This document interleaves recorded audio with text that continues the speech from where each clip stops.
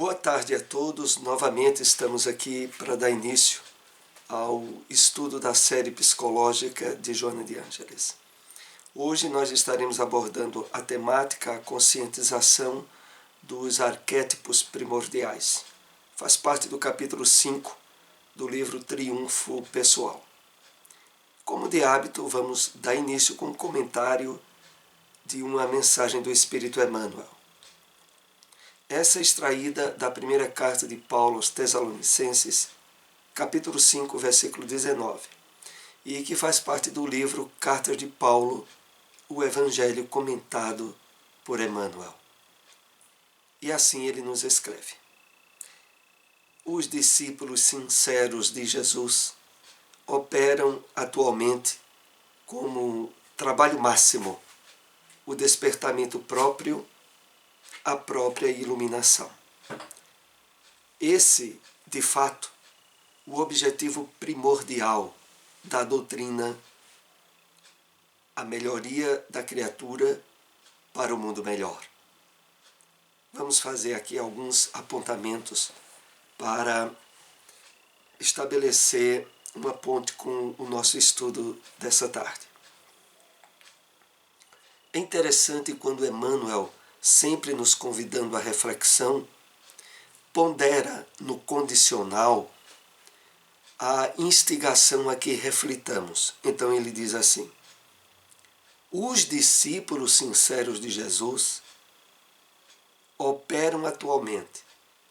E vejam um detalhe, ele não se refere a todos os discípulos, aos discípulos sinceros, aqueles que estão de fato comprometidos com o objetivo maior do Evangelho do Cristo. E aí ele diz, operam atualmente como trabalho máximo, como o trabalho de nível mais elevado, o despertamento próprio, a própria iluminação. É interessante aqui refletirmos um pouco. Claro que a virtude da caridade é apontada pelo apóstolo Paulo como a virtude por excelência, tal como está no capítulo 13 da primeira carta aos Coríntios. E como está também no capítulo do Evangelho segundo o Espiritismo, fora da caridade não há salvação. Mas aqui tem um detalhe. Quando ele se refere a que esse trabalho máximo principia-se no despertamento próprio e na própria iluminação, é porque, na verdade, vivenciar a virtude da caridade, assim como outras, da forma planificadora que é proposta pelo Evangelho do Cristo, tem por patamar inicial o trabalho de autoiluminação, o trabalho de despertamento espiritual, de entender a vida pelo prisma espiritual. Porque se isso não é realizado plenamente, nós sempre estaremos emaranhando virtudes com vícios, atitudes boas com objetivos escusos, caridade envolvida com vaidade. E por aí sai. Para que a vivência das virtudes, que são para ser planificadoras e felicitadoras nossas, é necessário, como Emmanuel aqui diz, esse trabalho máximo de despertamento próprio e da própria iluminação. E aí ele prossegue. Esse, de fato, o objetivo primordial da doutrina, a melhoria da criatura para um mundo melhor. Exatamente. Porque dentro do pré-requisito por excelência, sintetizado pelo Cristo, das Escrituras, amar a Deus e amar ao próximo, de fato, a sensibilidade e a vivência desse sentimento, ela tem por prerrogativa entender as bases da justiça divina, da realidade espiritual da vida. A partir daí, e desse entendimento, é que o amor a Deus, e consequentemente o amor ao próximo, vai se delineando de forma equilibrada, construtiva, engrandecedora e profundamente felicitadora. São esses também os objetivos desse estudo que estamos iniciando aqui, nesse momento, da série psicológica de Joana de Ângeles. Porque é um entendimento à luz da psicologia espírita em consonância com o Evangelho do Cristo, os caminhos ideais e facilitadores para que alcancemos a realização dessa proposta que Emmanuel aqui nos convida à reflexão.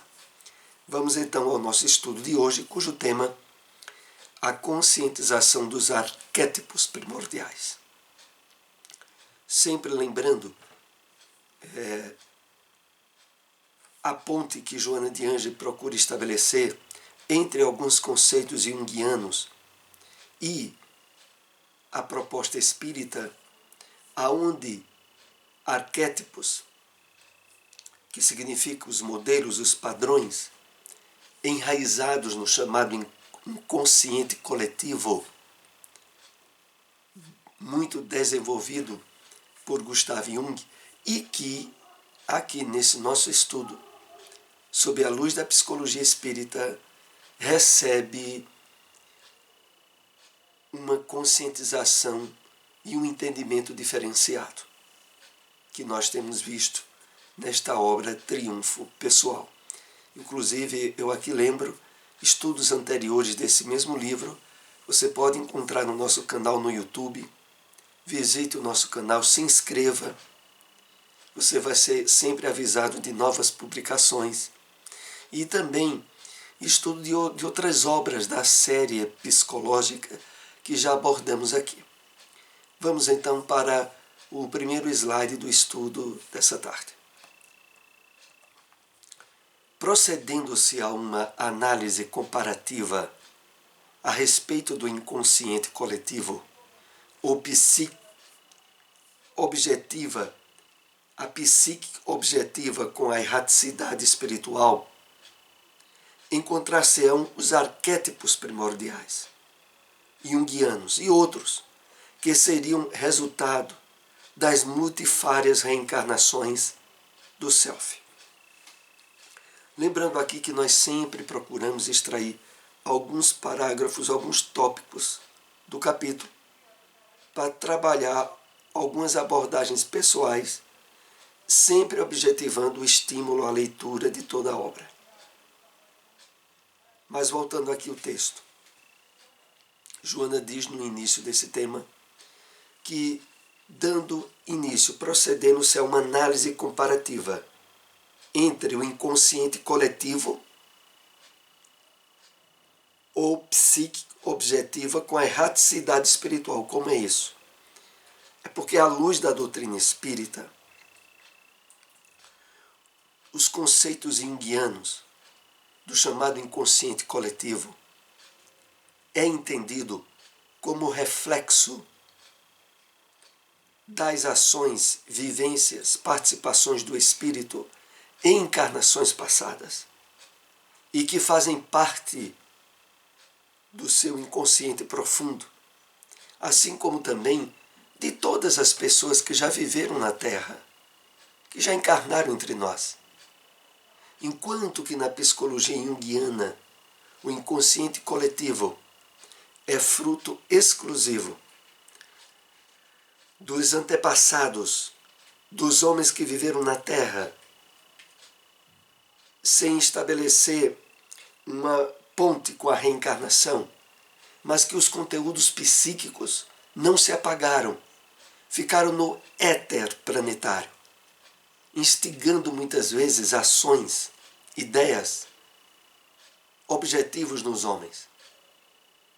Mas para nós, no entendimento espírita associado à questão O inconsciente coletivo, ele está principalmente estabelecido no nosso passado encarnatório. E estão no nosso inconsciente atual, estão no nosso inconsciente profundo, mas que muitas vezes interage nos sonhos, interage nas ideias inatas, interage em uma série de atitudes que podemos tomar, sobretudo quando determinadas questões traumáticas do passado não foram devidamente resolvidas. É isso que nós estaremos abordando um pouco ao longo do nosso estudo dessa tarde. Então, os arquétipos primordiais junguianos e outros seriam os resultados das várias reencarnações do Self. Self é aqui no sentido do nosso espírito em termos de profundidade. Nesse reservatório profundo, demoram-se no inconsciente individual os registros daquelas experiências, que resumam como imagens arquétipas em representações do que foi antes vivenciado. Então, não há dúvida nenhuma, isso para qualquer um de nós, essas interferências que o passado que já vivemos estabelece nas ocorrências do momento atual em que vivemos.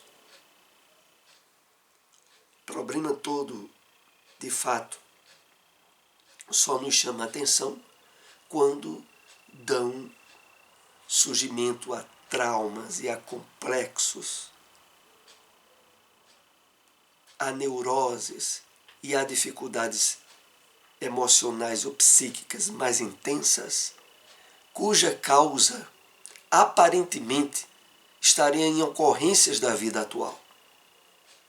Mas que, na verdade, ao fazermos esse trabalho de garimpo do mundo espiritual, de estabelecermos convicções sobre as origens da vida e perceber nas nossas tendências, nas nossas ideias inatas, em determinadas ações impensadas que tomamos, a intromissão do nosso passado, e trabalhando a conscientização disso, é facilitador de resolvermos determinadas dificuldades de ordem psicológica, podendo ser nós o terapeuta de nós mesmos, em muitas circunstâncias.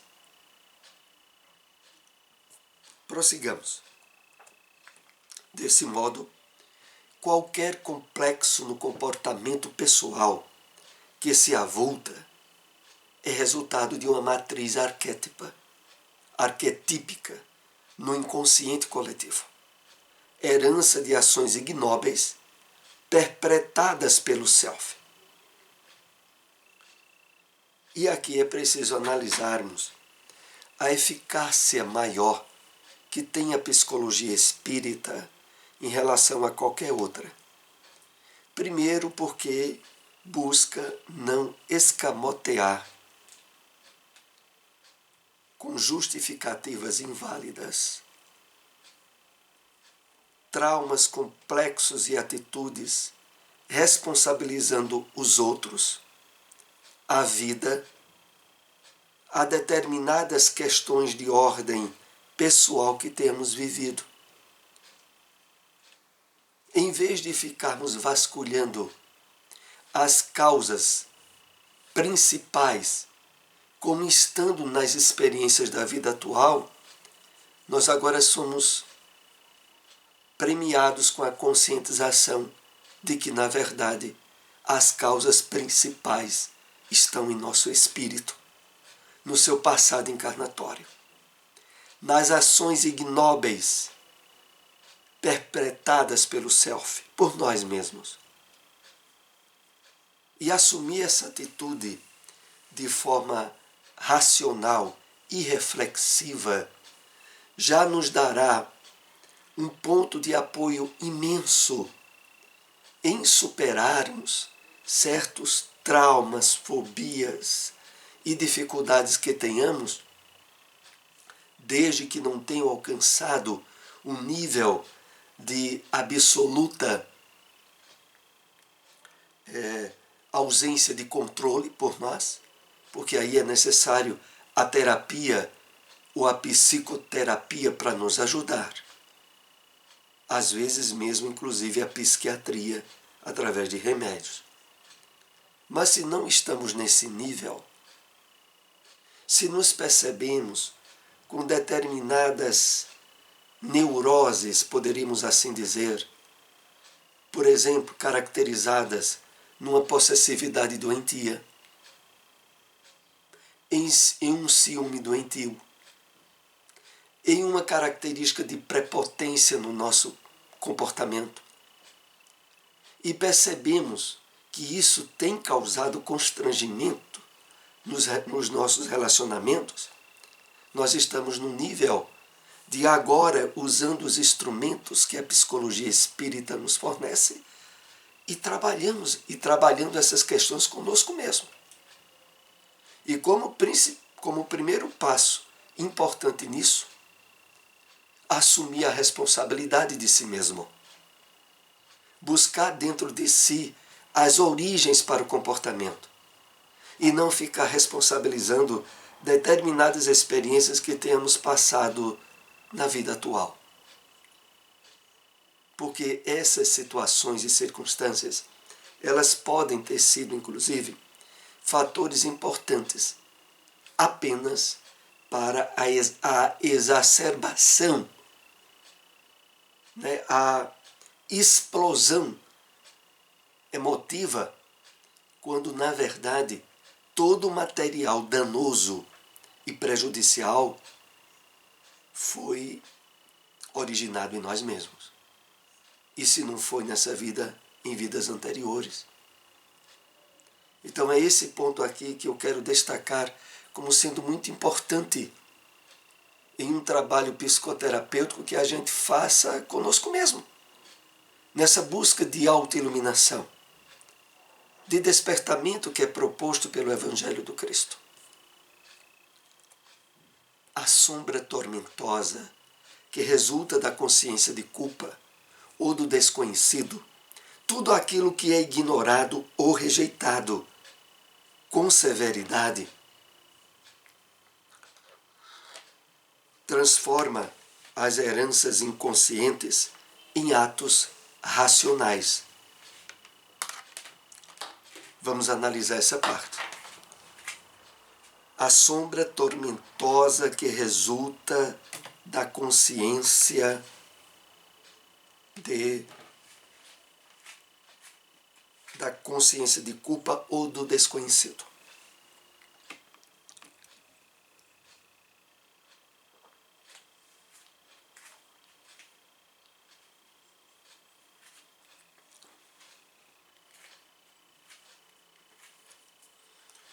Então, como já andamos trabalhando a questão, a sombra tormentosa se refere a todo o material contido no nosso inconsciente de vidas passadas, não resolvidas, que resulta da consciência de culpa ou do desconhecido. É exatamente o detalhe que estávamos citando anteriormente. Há incrustado em nós, em determinadas situações que já vivemos no passado e que não foram resolvidas, as raízes para os sentimentos de culpa e a percepção em termos de certo desassossego face determinados descontroles emocionais que estejamos vivenciando no presente. Voltando aqui ao texto. tudo aquilo que é ignorado ou rejeitado com severidade, quando conscientizada, transforma as heranças instintivas em atos racionais. Vejam só. Há nos tormentos estabelecidos em traumas complexos, em síndromes, como por exemplo na síndrome do pânico, as atitudes absolutamente inconscientes, aonde não se torna possível o exame da situação em que a gente está vivenciando essa emoção em termos de racionalidade. Não, a pessoa age através de um impulso indomável. Surge-lhe um medo incontrolável. E ela não encontra campo para raciocinar a respeito disso. É exatamente assim também o que ocorre em determinadas atitudes precipitadas e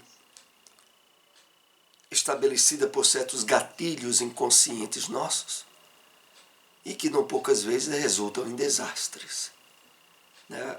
Através de atitudes de uma cólera irracional, de um desequilíbrio emocional causador de um constrangimento maior.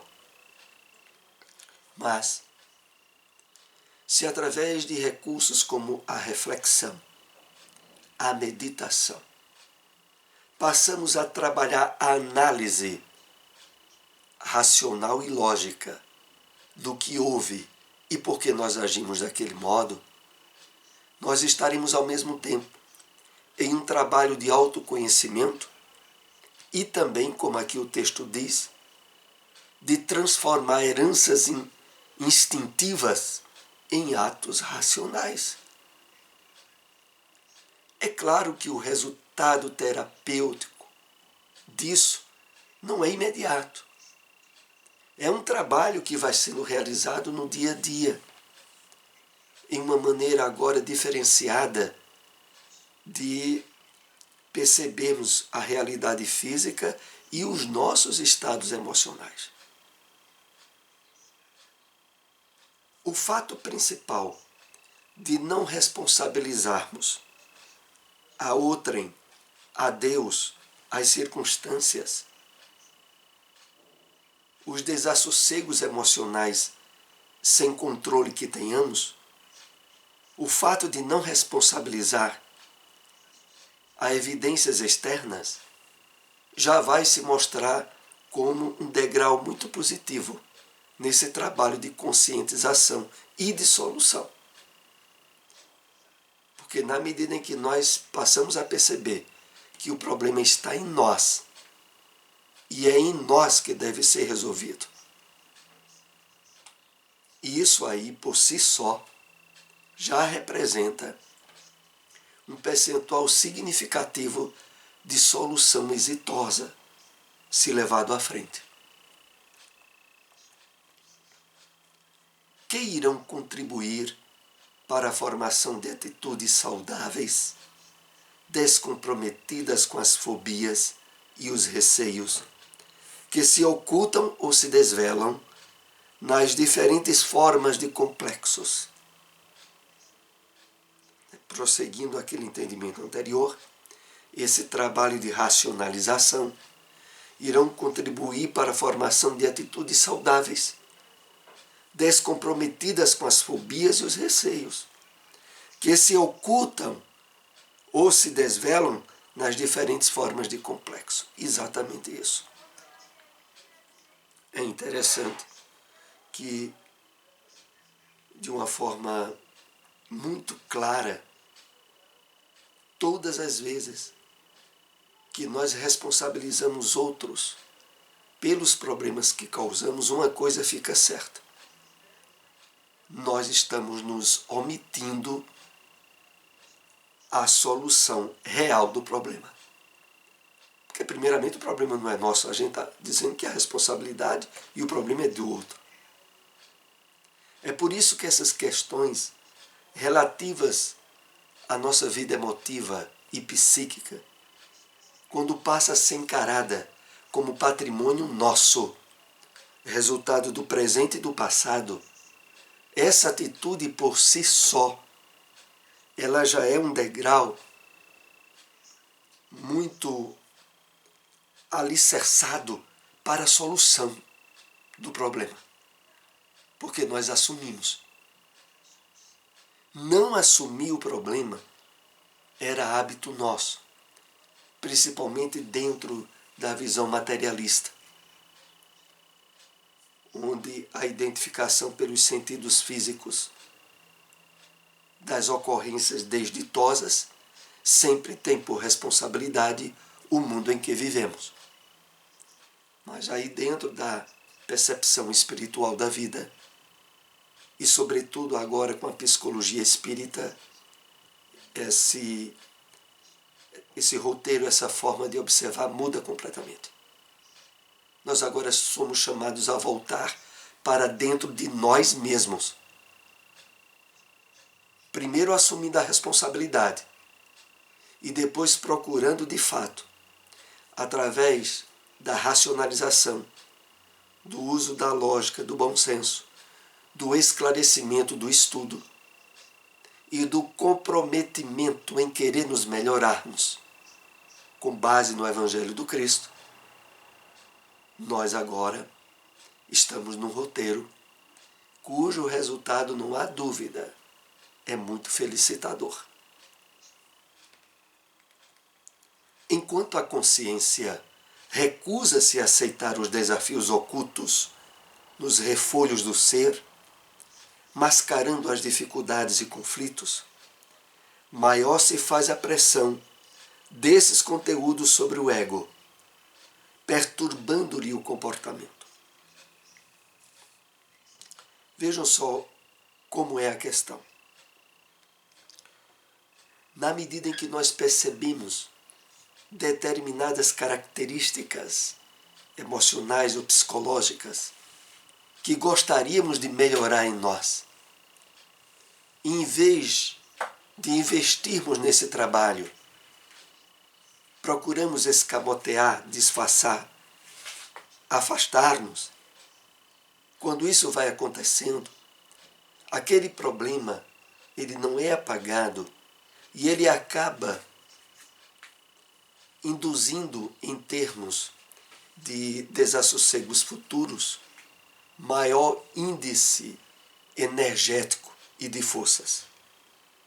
E é por isso que o texto diz: mascarando as dificuldades e conflitos, maior se faz a pressão desses conteúdos sobre o ego, perturbando-lhe o comportamento. É por isso, e essa é uma experiência que certamente a maioria de nós já passamos, de que quando nós sabemos que algo é certo e não investimos o suficiente para proceder da forma que a nossa consciência estabelece como sendo certo, as atitudes que se conflitam com essa postura, com esse comportamento, é gerador, inclusive, de certo desassossego, diríamos quase que físico. Há um aumento, às vezes, até da temperatura do corpo. Há um incômodo. E é aquilo que caracteriza a chamada consciência de culpa. Isso porque sabíamos como proceder do modo correto, pelo menos em termos de esclarecimento, e nos deixamos levar pelo modo incorreto, instigado pelo nosso passado, aonde, sem dúvida nenhuma, estão as características de atitudes farisaicas ou dissimuladoras, e que o trabalho de evangelização que podemos estar tendo atualmente não mede esforço para que superemos isso. E quando a gente não atende devidamente, há essas consequências perceptíveis.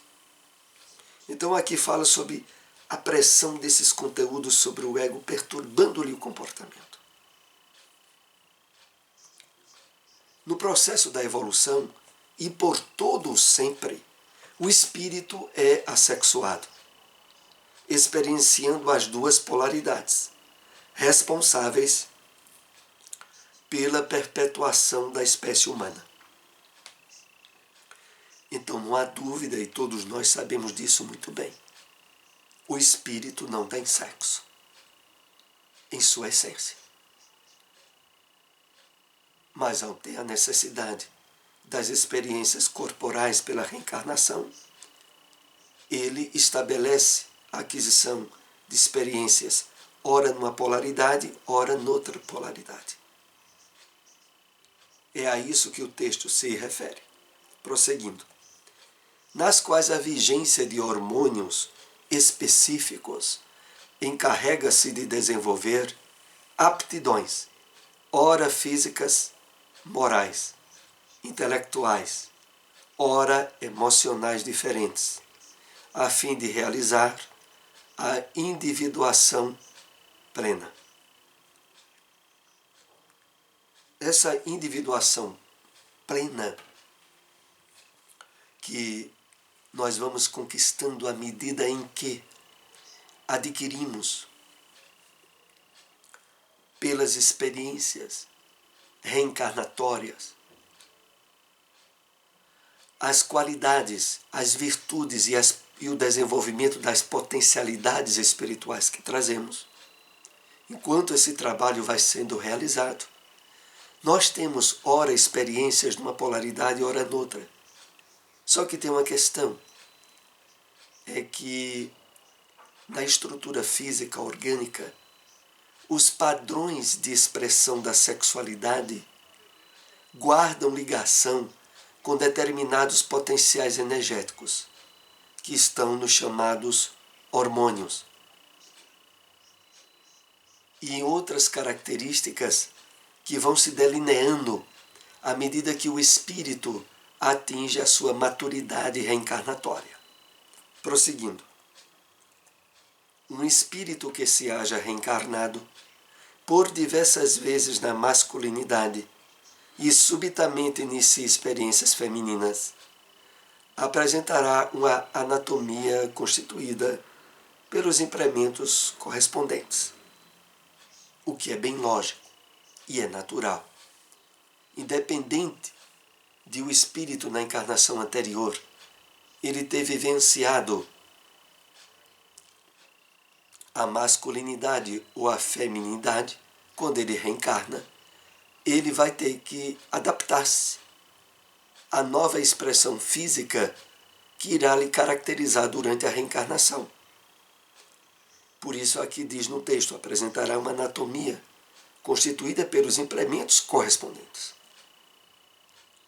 Reencarnou para a experiência como homem, na constituição física do homem, a associação com o padrão de expressão física e hormonais correspondentes naturalmente se delinearão.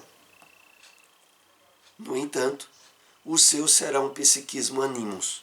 Vejamos bem, voltando aqui o texto. Um espírito que haja se reencarnado diversas vezes na masculinidade e inicia agora experiências femininas. O que ocorre? O seu psiquismo será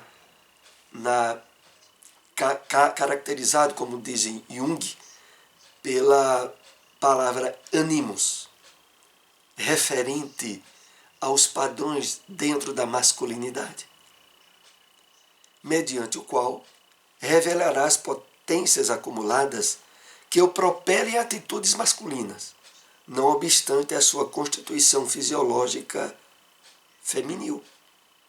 Ele estará no corpo de mulher, mas o psiquismo seu, que vem de diversas encarnações como homem,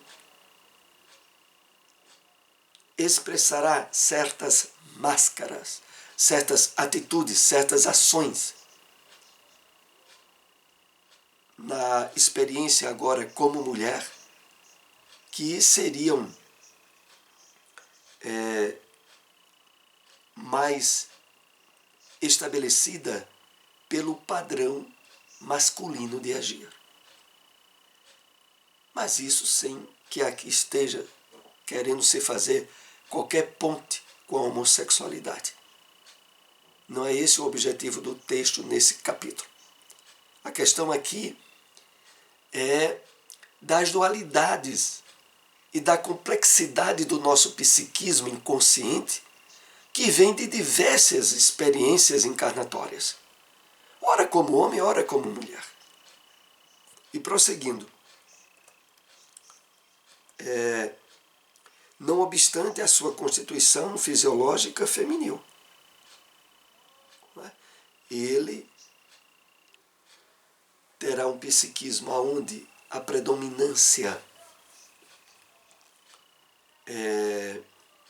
das atitudes de direção, de comando, até de certa ordem, mais habituais nas ações, em trabalhos, em atitudes masculinas, estará predominando no psiquismo daquela mulher. Agora, é muito provável que esse animus anima, animus, a presença do psiquismo masculino na mulher, anima a presença do psiquismo feminino no homem. Em supremacia psíquica sobre a organização anatômica, faculte ao indivíduo identificar-se como seu oposto em outro ser, cuja organização fisiológica seja diversa da sua exteriorização psicológica. O que é que isso quer dizer? Aqui se refere ao seguinte, é que uma mulher que teve várias encarnações como homem e que traz no seu psiquismo o animus, ela sentirá mais certa atração e haverá uma certa reciprocidade ao encontrar-se com um homem que, tendo tido várias encarnações no passado como mulher, traz agora, anima no seu psiquismo certas características de amorosidade, de afetividade, de delicadeza mesmo, que estaria mais associada ao padrão da mulher. Ora, a aproximação desses dois representará uma complementação, não só fisiológica, mas psicológica. Porque haverá aí uma espécie de complementação psíquica, que é aquilo que, de certa forma, o conhecimento da reencarnação, como é pautado para nós na doutrina espírita, vai esclarecer de uma maneira muito mais racional e lógica do que as penetrações, entre aspas, do chamado inconsciente coletivo junguiano, que tenta, como padrão das experiências vividas por toda a humanidade ao longo das eras, e que cria ao redor do planeta, no seu éter, determinados estímulos para certas atitudes nos homens ou nas mulheres.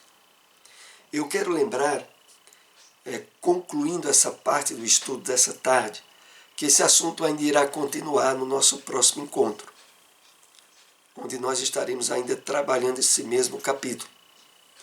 E procure conhecer as obras da série psicológica de Joana de Ângeles, porque, efetivamente, a leitura individual que cada um de nós faz sempre irá ponderar aspectos que julgará mais importantes, diferente da leitura feita por outro. E eu deixo aqui novamente a solicitação para aqueles que tenham acompanhado esse estudo, se possível, compartilhem essas informações. Agradecemos muito. Visitem o nosso canal, se inscrevam lá para serem avisados sempre que houver novas postagens. Uma boa tarde para todos.